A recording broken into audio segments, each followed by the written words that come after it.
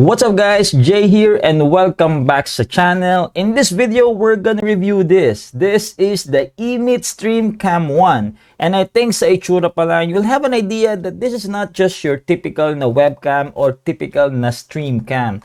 This is also a red dot winner for 2023. So there must be something special about it. Kung ano man yon, well, let's find out in this video. By the way, full disclosure, pinadala sa atin ng EMEET tong webcam na to. Pero makakaasa pa rin kayo that I'm still gonna give my honest feedback about this product. Let's do a quick unboxing. Tingnan natin kung ano yung makuha natin kapag binili natin to. I actually have two of these. As you can see, yung isa binuksan ko na. Ayan. And meron pa akong isang hindi nabubuksan. And I'll do that now for your viewing pleasure. Now, you may ask, bakit dalawa yung pinadala sa atin ng EMEET? Mamaya ipapakita ko. Pero ang hint doon is that pwede nyo itong gamitin ng sabay, ng wirelessly na nakakonect sa cellphone nyo. Kung paano yan nangyayari, mamaya ipapakita natin. For now, let's just unbox this first. So, ito yung box. Tingnan natin yung box. Ayan yung pinaka-feature niya. As you can see, stream like a pro with one click. And it's a red dot winner. For 2023, the company name is EMEET, and it's the product name is StreamCam 1. Sa gilid, you can see more features of the product. This has battery. 8 hours. Bakit may battery siya? Mamaya ipapaliwanag natin. You can stream in HD, so it can capture 1080p. Meron siyang mic. And you can connect wirelessly sa Wi-Fi, or you can use yung data ng phone nyo pag nag-i-stream kayo. There's, as I've mentioned, my mic, may built-in mic, pero may wireless mic din siya. And then, lastly, you can use this just like a typical webcam na i-connect nyo sa mga computers ninyo. So, anyway, let's proceed with the unboxing here. Tanggalin muna natin itong plastic. What are we gonna get, no, kapag binili natin to? So, there you go. Tanggal na yung plastic. And buksan natin siya. Saan ba siya binubuksan, di ba? Yun ang unang tanong. There you go. Bang! So, ito yung unang yung makukuha. May lalagyan. So, napaka-convenient, di ba? Nakalagay lang dito. So, kung ilalagay nyo siya sa bag, gusto nyo ilagay sa bag ninyo, napakadali. Pero bago natin ito buksan, tingnan muna natin ibang gamit. So, meron kayong documentation here na makapal with some instructions and also some other documentation here. And you also have some stickers. Now, yung stickers na to, nung una, parang sabi ko, para sa yung sticker? Ba't may sticker pa?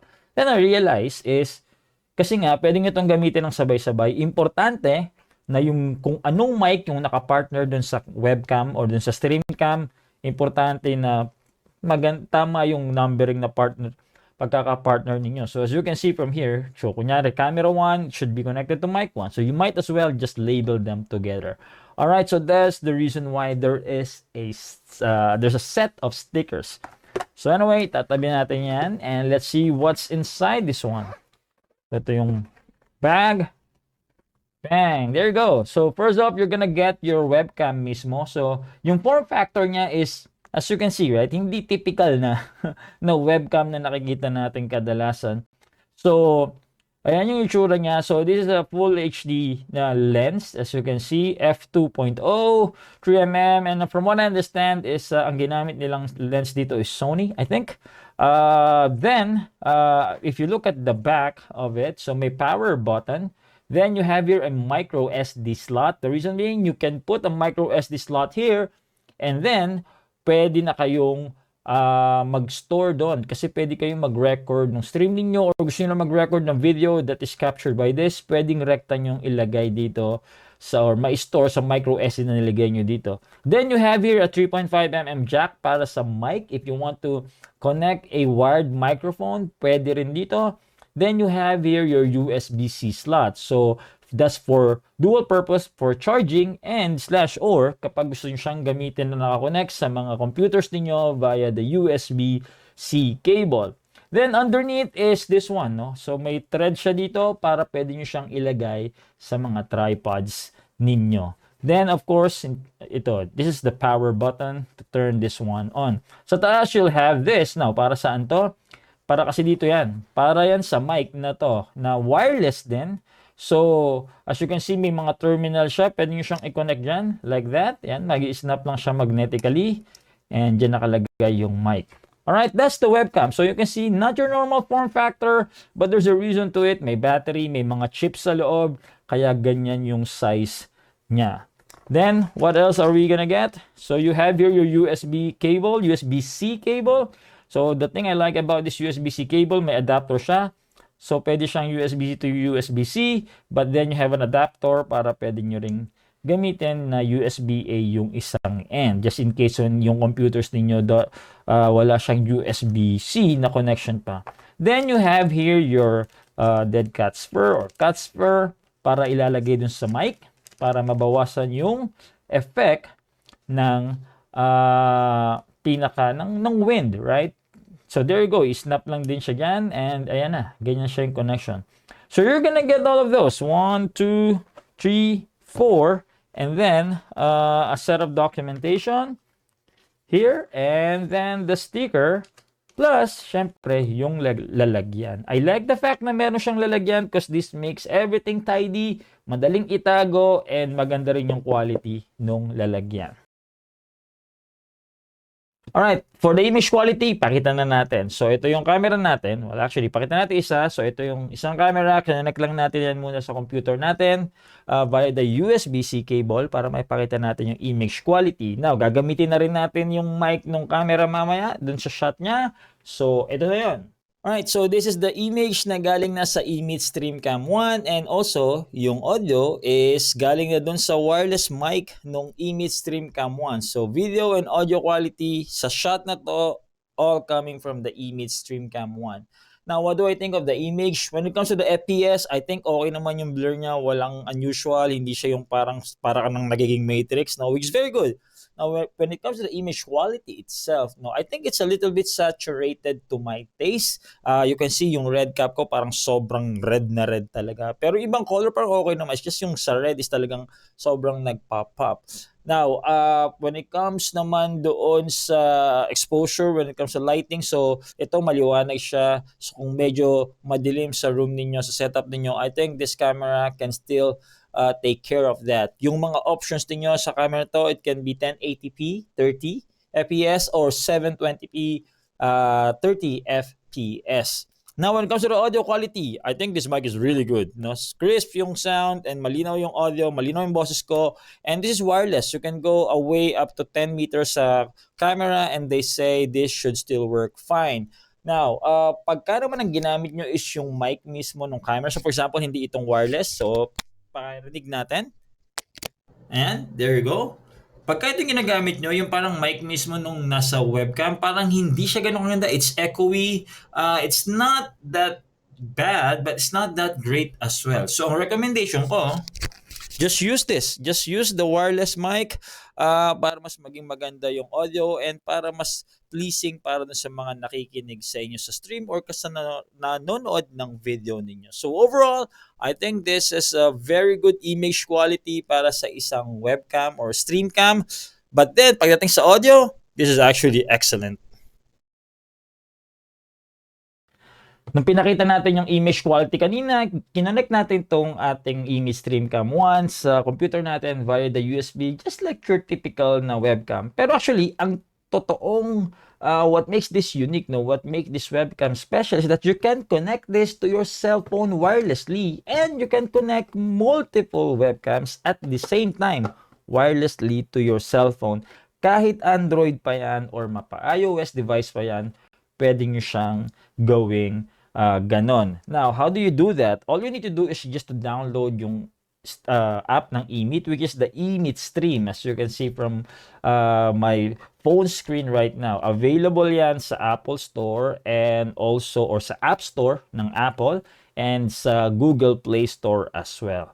Now, how do you connect this, no, these cameras to your cell phone? Ipakita natin yan. So, just click on that, open that. Once you open it, it's gonna search for EMEET cameras around. So, we have two EMEET cameras na pwede natin i-connect. I'm gonna select both of them. So, I'm gonna check those, then click network below. Once I have done that, what's gonna happen is it's gonna ask me, do I want to connect to a Wi-Fi or to the EMEET camera hotspot? So what does that mean? Kung nasa Wi-Fi kayo or meron kayong access sa Wi-Fi, just use the Wi-Fi and it will be a straightforward one. Now, kung wala man kayong access sa Wi-Fi and gusto nyong mag-stream using yung cellphone niyo, you can still do that by selecting the second one. Now, I'm gonna do that kasi mas magandang yun yung ipakita natin kasi that displays yung portability nitong camera na ito. You don't have to be at home. You don't have to be connected to a Wi-Fi just to use this as your cameras. And at the same time, you don't need these cameras to be connected to a Wi-Fi, classical Wi-Fi para lang makapag-stream kayo. So I'm gonna select the one at the bottom, use EMEET camera hotspot and cellular of your mobile. I'm gonna click that, click next. Now, we need to select a camera na gagamitin nating parang hotspot. So, you just need to select one of these cameras. So, I'm gonna select the one at the top, the 307834. I'm gonna click that, click next. It will ask you to write a password over there. So, maglagay kayo ng password na madaling matandaan kasi the other camera will connect to that camera as well and yung cellphone niyo ko-connect din dun sa camera na yun kasi yun na ngayon gagawin nating parang hotspot natin or parang Wi-Fi source natin. So, I'm just gonna click next. I already set the password. And then it's gonna go start that configuration para maging siya yung hotspot.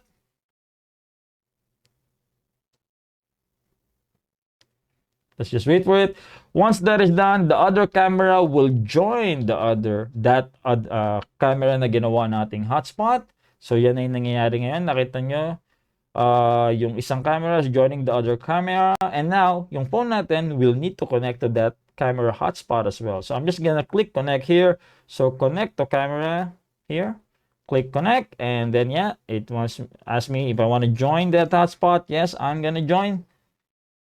Para nandun na tayo, yun na yung parang virtual natin na Wi-Fi or parang yun na yung magiging Wi-Fi natin, yung isang camera. So we're just waiting for the configuration to finish. Once that is done, there you go. Nakakonect na tayo. Ito yung app. Nakakonect na tayo doon sa ating camera Wi-Fi hotspot and this is what you're showing the screen. Now, ano yung nakikita nyo dito sa app?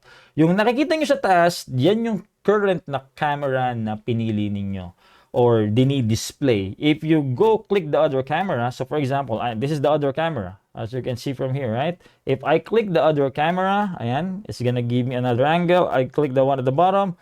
Now, itong kung ano yung nakaka-capture nito, yun naman yung dini-display. So, it allows you to have multiple angles or multiple shots, no? Or different shots para sa mga live stream ninyo. So, for example, ang live stream nyo may ini-interview kayo, you can use this. One camera is nakatutok sa inyo and then the other camera is nakatutok dun sa ini-interview ninyo. Or let's say a podcast. Dalawa kayo sa podcast ninyo and you just want to use your cell phone para sa pagla-live stream imbis na sa computer pa. This is one of the ways that you can do it. Now, ang tanong, no? Ano ba, sa kayo pwede mag-live stream? Kasi nga, pang live streaming to technically, that's why you're doing it. So, if you look at the right, no, may nakalagay dyan na live. Click on that. It will go to this screen. It will ask you first, ano bang video quality? 1080p, 720p, or kung ano bang iba pang mga options dito. So, depende kung ano yung allowed dun sa live streaming na ginagamit nyo. But let's just say we select 1080p. Then we click on please add a live platform. Ito yung mga platform na pwede kayo mag-stream using this app. So, Facebook, YouTube, Twitch, and then that's your normal login, and there's a custom logins or sa RTMP, sorry. Ito yung mga iba pa, no? So, you can also, kung let's just say wala dito sa list yung pag-streaman ninyo, no, for using RTMP. So, ito yung mga nasa list here. Right? One of the things na wala dito is TikTok. Definitely. You can still click on custom and just type in or fill this one in with the necessary information para makapag-stream kayo sa TikTok. Okay? So, there you go. You have many options by default na nakalagay na dito. If wala man dito, you can still put it there. So, once you're done with that, you go back to this screen and then you click live down below. Then, your streaming is gonna start, and there you go. You're just streaming just like normal. It's just that you have now different camera options. You can also click record here at the same time just in case gusto nyong i-record yung live stream ninyo. Now, aside from that, you can also just record. Let's just say hindi kayo mag-live stream. You just want to use your camera to record yourself using multiple camera angle, or at the same time, for example, very useful to, let's just say I'm doing a product review on using my cell phone. I can just put this other camera right on top, like an overhead shot view like this. Diba? Ayan, there you go. Para maipakita kung ano yung nandun sa desk ko. Let's say if I have any products na gusto kong ipakita dito, for example, this one here, there you go, right? Then I can just use this. The other way is you can walk around with this camera. Remember, this is a wireless camera. You can just walk around with these two cameras and dalhin nyo kung saan nyo trip dalhin, di ba? Para makita pa rin ninyo while nag-stream kayo. And you can do that for both of the cameras, right? Now, the other thing here is that, as I mentioned nga, no, you can do that then habang nagre-record lang kayo. The bottom right next dito sa live is a record button. If you click on that, it will ask you this information here kung saan nyo gustong mag-save ng file, kung doon sa mga SD card na nakalagay doon sa cameras or sa cellphone mismo, and even yung quality ng video. If you're ready to record, just click on start record and makikita nyo biglang may oras na lalabas niyan para makita or para to indicate na nagsimula na yung recording.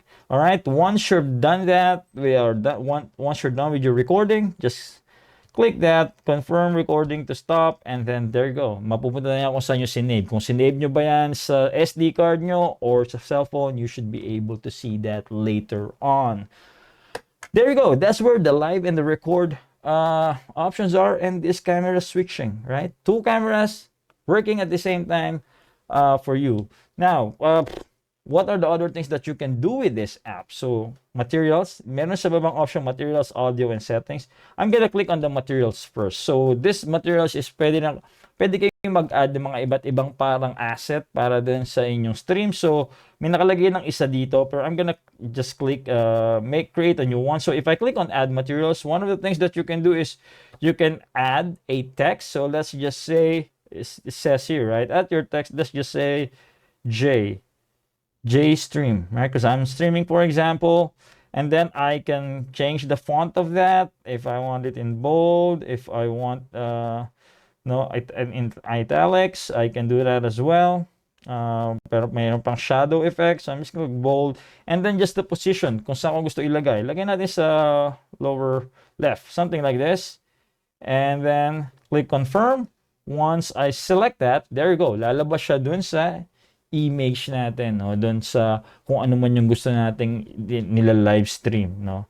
Kahit nagpalit kayo ng camera, mag-switch, that will stay up there. Now, the other thing that you can do with this add materials, no? So if let's just say I click on add materials, the one thing that I like is the picture-in-picture camera mode. So ito, I click this. This allows you to use two cameras at the same time. So picture-in-picture, right?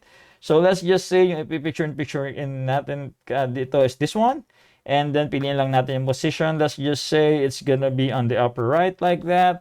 Click confirm. And I can put that there. As you can see, there we go. Right? And then I can go back here. And then even if I select this, there you go.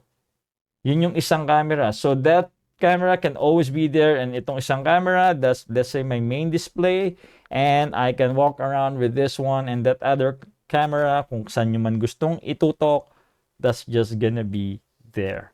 Alright, so those are some of the things that you can do with that add material or this materials here. Now, if you can go to the audio, so tandaan nyo, bawat camera has their own mic, okay? So you can mute any of this mic if you want to, but then at the same time, the good thing, you can actually mix yung audio, no? You can select here kung ano yung mas malakas, kung ano yung mas mahina, kung pareho lang silang cast. No? The point is, you can control yung volume ng mic for each camera. So that's a very good one. And then you have here your settings. These are the other options. You have your AutoDirector, zoom, move. So ano tong mga to, no? May mga iba pang option kasi to. You can have para mga AI stuff. or I mean like yung auto zoom, auto move na nagpa-follow yung mga shot, no, based doon sa pipiliin yung option. Now, so you can go to the camera again. If you actually click on this one here, right, may mga iba't ibang option niya. So you have your HDR, anti-flicker, exposure metering. So may mga filters din kayong magagamit. So let's just say at the bottom right here, you can click here, sunny, and then suddenly you can see yung nando sa bandang taas, no, na nag-iba yung itsura. Vivid, you can also select that. There you go. Cloudy. There you go. And then black and white if you want a black and white one. So let's just, I like the sunny one. So let's just get that sunny one out there. Diba? Parang mas buhay yung kulay. Then you can also have a pro mode wherein you will, kayo nang bahala mag-control, no, pagdating do sa mga contrast, hue, saturation, which is very good because it gives you a lot of option pagdating dun sa magiging image quality using itong cellphone. So I'm just gonna go back and select auto there. There we go. And then I'm just gonna go back here and yeah, there we go. Then we have here this auto switch enabled if you want to. I'm looking for, yeah, there we go. We have this parang full screen page here. What it will show up here is itong AutoDirector. No? If I, pasensya na, medyo nakatagilid kasi ganyan yung itsura ng screen natin. If you click at this AutoDirector, what it actually just do is, yan yung mga kahit gumagalaw-galaw kayo, susunod sa inyo. Kung ano yung nandyan lang sa box na yan, yan lang yung makikita ninyo doon sa live stream or doon sa recording. That's the purpose of that AutoDirector there. So, may kung anumang processing na nangyayari dyan para susundan niya kayo. Para hindi kayo galaw ng camera, right? Para hindi yung kung gumalaw lang kayo ng onte, biglang wala na kayo sa frame. So, ito, sumusunod siya sa inyo. And then, ito rin yung zoom move, no? Pwede niyang kontrolin yung pag-zoom. So, for example, ayan, I can select that and then it will move kung saan gusto. Right? Yung zoom move natin. Alright, so, there we go. I'm gonna go back because we've already seen that. And I think napakita ko na lahat ng features ng nandito sa app nila. So you can only do this. So one thing, right? You can only use this StreamCams, no, as your webcam pag nagla-live stream kayo if you go to their app. Kung let's say pupunta kayo sa Facebook Live mismo or sa YouTube Live, TikTok Live, or basta pag parang nagla-live kayo sa mga social media na mga apps na to, you will not be able to do all of this, no? Hindi nyo pwedeng gamitin to as your webcams, hindi kayo pwedeng maggamit ang dalawang webcam at the same time, or even 3 or more. You have to use their app, alright? But the app is actually very good. When I say very good, it just means that it adds you more option than just using this as your webcams. Katulad nung nakikita nyo ngayon sa screen. Right now, obviously, hindi ganun siya customizable. For example, itong JStream na nakikita nyo dito sa material na to, right? If I click on edit, I cannot even parang palitan yung size ng white na box na yan. I can only change the color, but I don't think I can change the size. Katulad yan, medyo malaki yung dating, right? I can change the opacity though, and the font option is just is very limited, but at least meron kayong option na ganyan. Alright? Now, what's the beauty of this, no? Sa cellphone, hindi to sa PC, sa desktop computers, you can use this, you can do this easily sa mga iba't ibang streaming platform. And for example, you can use OBS Studio. But for cell phones, this is very difficult to do. And sometimes ang hirap gawin to. There's no OBS Studio na let's just say na, or parang something like OBS Studio that you can use pag nag-stream kayo sa cellphone. But this app here is very useful because that's what it does for you. It helps you in your streaming, make it customized, and then at the same time allows you to use these different cameras here as your source of image. All right. So I think overall, these cameras together with this app is actually a very good way to stream. So hindi siya yung typical na webcam as I've mentioned sa start ng video, and this is the reason why. Ang haba ng video na to, pero I think sulit naman. Sana nag-enjoy kayo sa panonood kasi ako nag-enjoy akong reviewin to kasi It's something different, it's something unique, it's something, I don't know kung may iba pang webcam na katulad nito ngayon, pero for me, this is the first time na nakapag-review tayo ng ganito. Kaya excited tayo may review, and sobrang kinover talaga natin lahat because I really think there's something, this is gonna start a trend. Okay, ang haba ng video na to, pero ito na tayo, tapos na tayo. Hopefully, nag-enjoy kayo dun sa mga napanood ninyo. And hopefully, okay, okay, tapos na tayo. Alright, nandito na tayo sa tail end ng video. Ang haba na yung pinakita natin. Ang haba na ng mga... Alright, tapos na tayo. Nasa tail end na tayo ng video natin. Ang haba ng video na to kasi pinakita talaga natin yung mga features nito. And I'm so excited kasi rin dito sa products na to. I hope nag-enjoy din kayo sa panonood kasi this is really something different, right? It's unique. At least for me, ngayon lang ako nakapag-review ng ganitong product, ng ganitong klaseng webcam. So for me, I really want to dig into it and just want to make sure that I can cover as much as I can kasi this is also something hopefully new to you, and you're curious about kung ano bang meron sa kanya. So overall, I think this is something that brings something different to the table, and I always like things like that, no, na medyo kakaiba. Now, let's just say, tingnan natin yung mga basics niya. From an image quality standpoint, it's good. I think there can be some improvements, but definitely, pagdating sa mga webcams, this is probably one of the ones that you can really good images from. That audio is actually very good from this mic. That feature na pwede nyo siyang i-connect sa cellphone wirelessly and then multiple webcams at the same time or stream cams at the same time, I mean simultaneously, that is actually something I think is very unique and will have a lot of use cases. For example, even if you're, let's just say, nagre-record ng product reviews, or let's just say, tumutugtog kayo, yung isa nasa instrumento ninyo, yung isang webcam nasa mukha ninyo, or kumakanta kayo, di ba? So, that's a use case. And even sa mga churches, I think, yung may mga nag-live stream ng mga live events, or for example, sa mga churches, I think this is gonna be very useful for you as well.